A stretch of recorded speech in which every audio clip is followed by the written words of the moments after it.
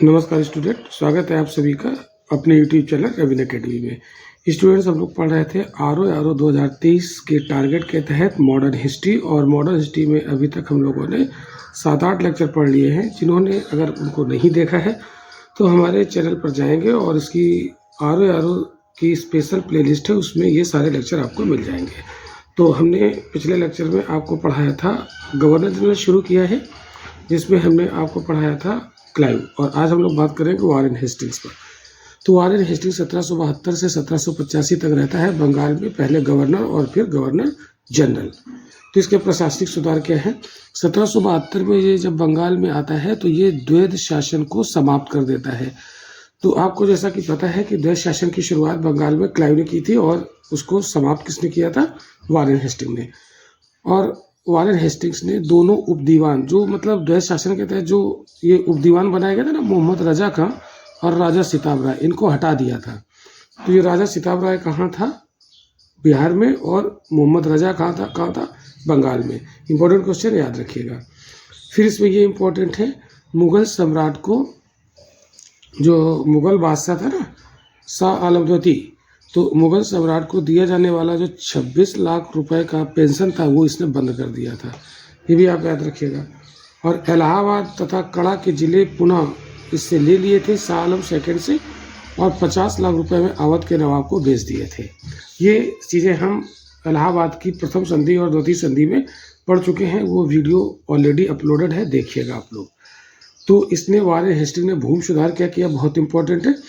Warren Hastings का मानना था कि जो भी भूमि है वो शासक की होती है, यानी सरकार की होती है, इसलिए ये भूमि का मालिकाना हक किसी को नहीं देगा, है ना, ये बात आप याद रखिएगा।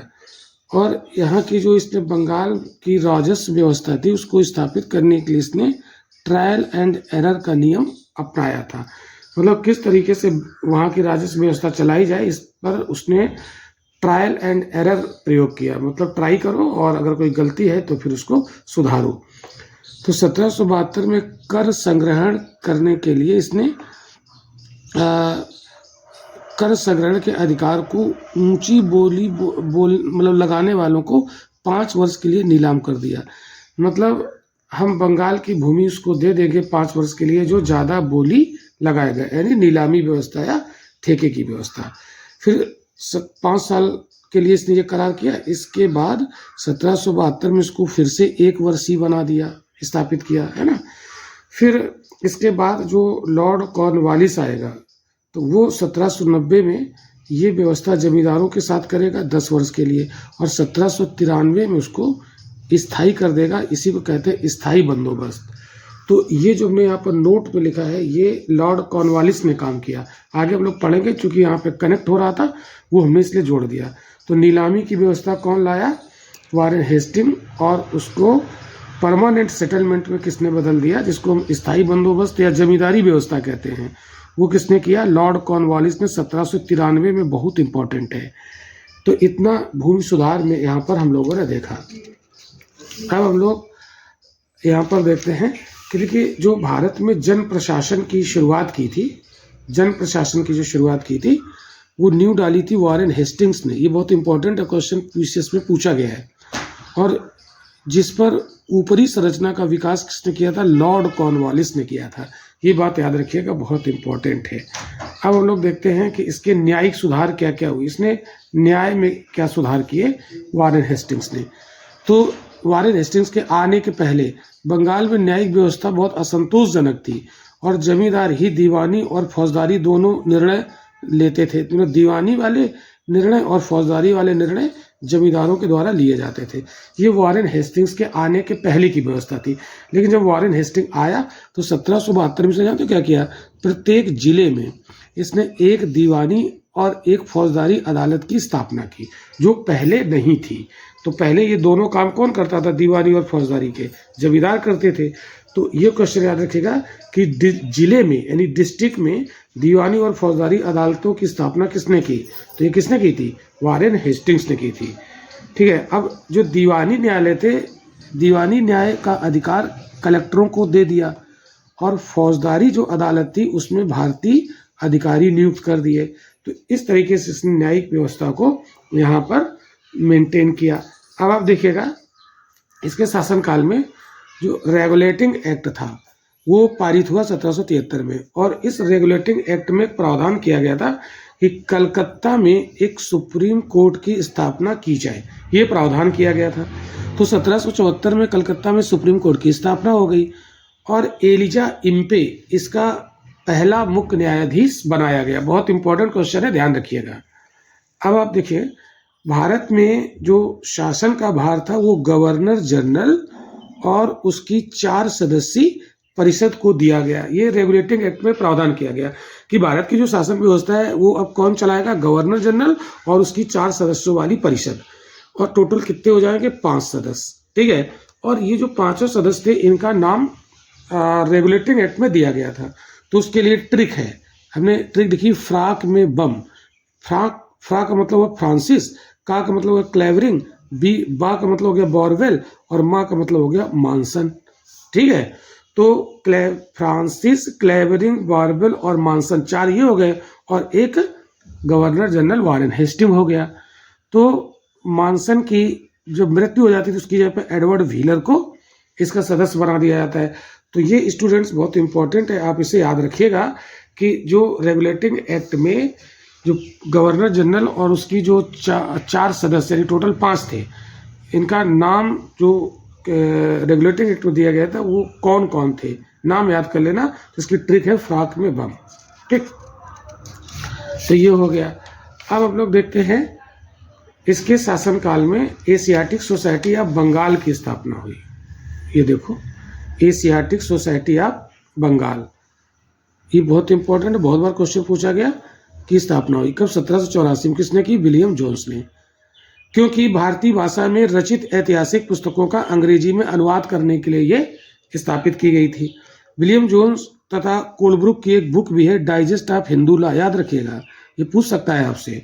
डाइजेस्ट ऑफ हिंदू लॉ किसकी है, विलियम जोन्स और कोलब्रुक की बुक है। अब देखिए जो वारेन हेस्टिंग है इसके शासनकाल में ये नंद कुमार अभियोग बहुत चर्चित है। नंद कुमार, एक्चुअली नंद कुमार थे बंगाल के एक ब्राह्मण, ठीक है। और इसमें नंद कुमार को केस में मतलब फंसा दिया गया था और इसको फांसी पर लटका दिया गया था। तो इस मुकदमे को न्यायिक हत्या कहा जाता है। तो ये वारेन हेस्टिंग्स ने इसको फांसी दिलवा दी थी नंद कुमार को। तो कहते हैं कि झूठा आरोप लगा दिया गया है ना इसके ऊपर, मतलब झूठा फंसा दिया गया और इसको फांसी दे दी गई, तो इसलिए कहते हैं ये तो न्यायिक हत्या है। तो नंद कुमार अभियोग का संबंध किससे है, वारेन हेस्टिंग्स से, याद रखिएगा, इंपॉर्टेंट है। अब वारेन हेस्टिंग्स के तहत विदेशी संबंध क्या है, तो मतलब शाह आलम के साथ संबंध क्या थे, हमने आपको बताया था, इसकी पेंशन इसने बंद कर दी। अवध से क्या संबंध थे, तो जो अवध का नवाब सुजाउद्दौला था उससे इसने बनारस की संधि की 1773 में। याद रखिएगा, बहुत इंपॉर्टेंट, बनारस की संधि आपसे पूछ लेगा। बनारस की संधि वारेन हेस्टिंग ने किसके साथ की, अवध के नवाब सुजाउद्दौला के साथ 1773 में। इसमें क्या था, शर्त क्या थी, इलाहाबाद और कड़ा के जिले नवाब को 50 लाख रुपए में बेचे थे वारेन हेस्टिंग्स ने, और जो इलाहाबाद कड़ा के जिले किससे इसने छीन लिए थे, शाह आलम सेकंड से। तो शाह आलम सेकंड से छीन लिए और किसको बेच दिए, अवध के नवाब को बेच दिए। तो ये बनारस की संधि थी। बस इतना याद रखना, बनारस की संधि किसके काल में हुई, वारेन हेस्टिंग्स के काल में हुई। और ये संधि वारेन हेस्टिंग्स ने किसके साथ की थी, अवध के नवाब के साथ की थी। अब इसमें देखते हैं कि रोहेला युद्ध हुआ इसके काल में 1774 में। रोहेला युद्ध हुआ, तो देखिए रोहेला युद्ध में क्या था, अवध के नवाब और रोहेला सरदार हाफिज रहमत खां के बीच में हुआ था। और इस युद्ध में अवध का साथ दिया था वारेन हेस्टिंग्स ने। और इस युद्ध का परिणाम हुआ, ये जो रोहेला सरदार था हाफिज रहमत खां, ये मारा गया मीरामपुर कटरा के स्थान पर, ठीक है। तो ये आपसे क्वेश्चन पूछ लेगा कि रोहेला युद्ध किस गवर्नर जनरल के काल में हुआ, तो बंगाल का गवर्नर जनरल था वारेन हेस्टिंग, उसके काल में हुआ था, ठीक है। और ये युद्ध किसके किसके बीच में हुआ ये भी याद रखना। और ये युद्ध कहाँ पर समाप्त हुआ, मतलब कहाँ पर लड़ा गया था, मीरामपुर कटरा नामक स्थान पर ये निर्णायक युद्ध हुआ और इसमें हाफिज रहमत खां मारा गया। तो इतना आप याद रखिएगा। इसके बाद जो वारेन हेस्टिंग था इसके शासनकाल में प्रथम आंग्ल मराठा युद्ध भी हुआ 1775 से 82 में। ये प्रथम आंग्ल मराठा युद्ध हुआ। देखिए आंग्ल मराठा युद्ध टोटल 3 हुए। तो पहला वाला हुआ वारेन हेस्टिंग के काल में, दूसरा वाला हुआ लॉर्ड वेलेजली के काल में, और तीसरा वाला होगा लॉर्ड हेस्टिंग के काल में। चूंकि हम पढ़ रहे हैं वारेन हेस्टिंग, तो सिर्फ हम पहला वाला युद्ध यहाँ पर समझेंगे, ठीक है। तो इसको हम इस तरीके से यहाँ पर शॉर्ट में हमने यहाँ पर इसको बताया है, ये जरा देख लेते हैं किस तरीके से इसको हमने शॉर्ट में समझाया है। देखो मामला क्या था मराठों में, तो ये मराठों में एक व्यक्ति थे रघुनाथ राव, ये एक्चुअल में बनना चाह रहे थे पेशवा। तो वहां पर पेशवा माधव राव नारायण दावेदार था, वो पेशवा था, लेकिन रघुनाथ राव स्वयं बनना चाह रहे थे पेशवा। तो इन्होंने क्या की, अंग्रेजों से मदद मांगी कि हमें पेशवा बना दो। तो अंग्रेजों की उस समय दो सरकारें थी, एक बंबई में और एक सरकार थी कलकत्ता में। तो बंबई सरकार के पास रघुनाथ राव गया और कहा कि मैं पेशवा बनना चाहता हूं, आप हमारी मदद करो। तो बंबई सरकार ने रघुनाथ राव के साथ संधि कर ली, सूरत की संधि 1773 में। सूरत की संधि में क्या कहा, क्या शर्तें रखी गई कि ठीक है हम तुम्हें पेशवा बनाएंगे और उसके बदले में तुम हमें भी कुछ दोगे, ठीक है। और फिर जो पेशवा था, जो ऑलरेडी पेशवा था, उसने कलकत्ता सरकार से संधि कर ली, पुरंदर की संधि इसमें 1776 में हुई। तो सूरत की संधि 1773 और पुरंदर की संधि 1776। देखिए एक पुरंदर की संधि शिवाजी और जयसिंह के बीच में हुई थी, वो अलग है, ये अलग है, वो 1665 में हुई थी। तो ये दो संधियां हुई।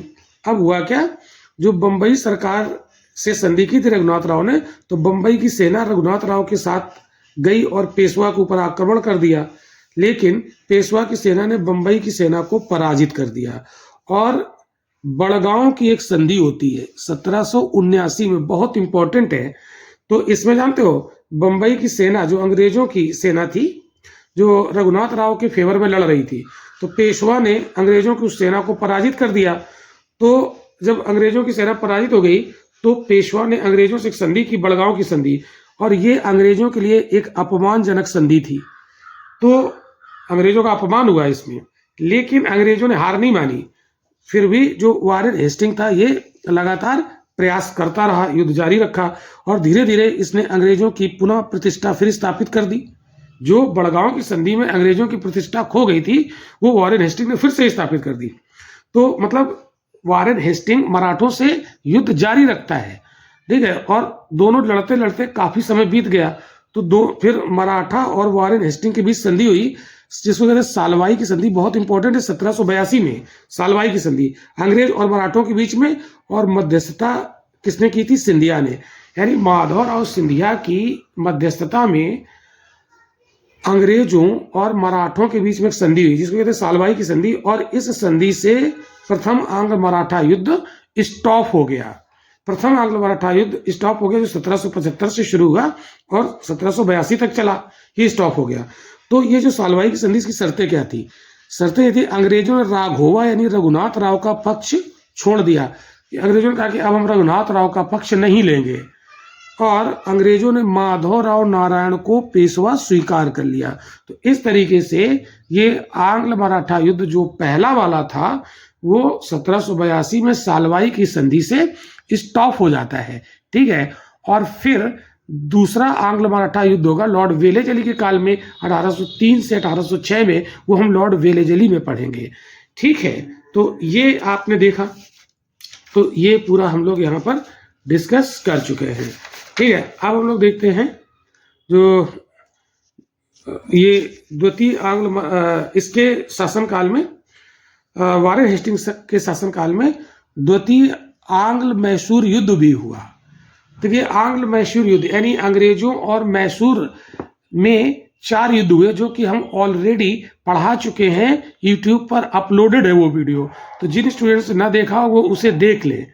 तो ये चारों आंग्ल मैसूर युद्ध हम पढ़ा चुके हैं, लेकिन चूंकि हम वारेन हेस्टिंग पढ़ रहे हैं, तो दूसरा युद्ध जो अंग्रेजों और मैसूर के बीच में हुआ था, वो वारेन हेस्टिंग के काल में हुआ था 1780 से 84 में। तो जरा देख लेते हैं कारण क्या था। अंग्रेजों द्वारा माही पर कब्जा, ठीक है। माही एक्चुअल में एक बंदरगाह था जो फ्रांसीसियों के अधिकार में था, लेकिन मैसूर रियासत से सटा हुआ था।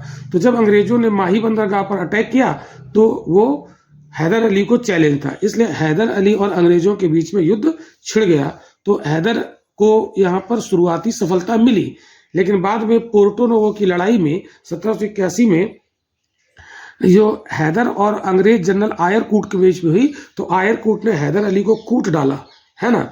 तो हैदर को 3 जगह पोर्टो नोवा, पोलीरूर और सोलिंगपुर में पराजित किया।